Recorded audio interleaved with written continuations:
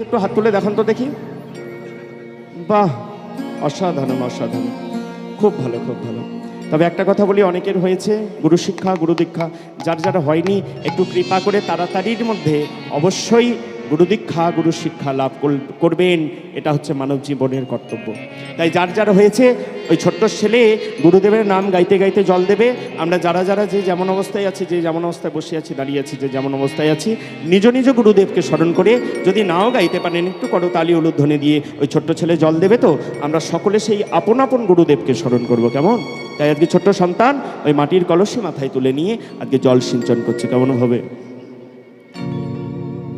জয় জয় শ্রী গুরু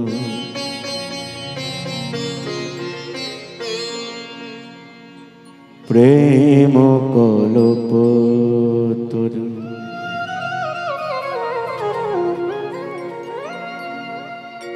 অদ্ভুত যাহক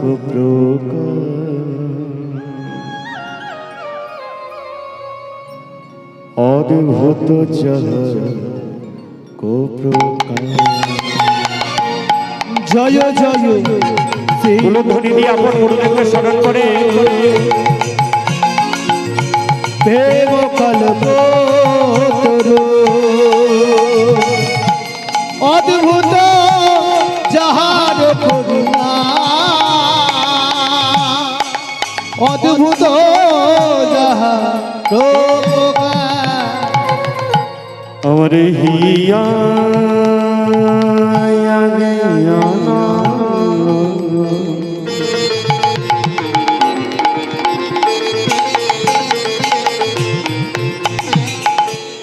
তিমির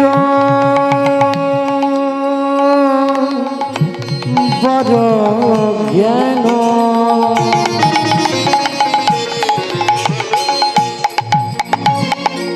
জ্ঞান সুচন্দ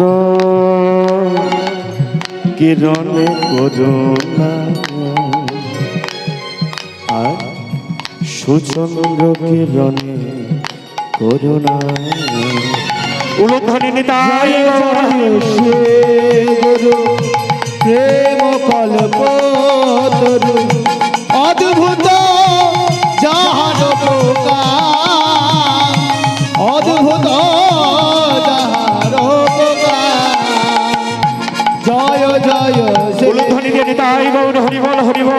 প্রেম কল্পতরু অদ্ভুত যাহার প্রকার, অদ্ভুত যাহার প্রকার। ও মায়েরা, ওই প্রত্যেক দিন মাটির কলসি মাথায় নিয়ে জল দেয় দুঃখী।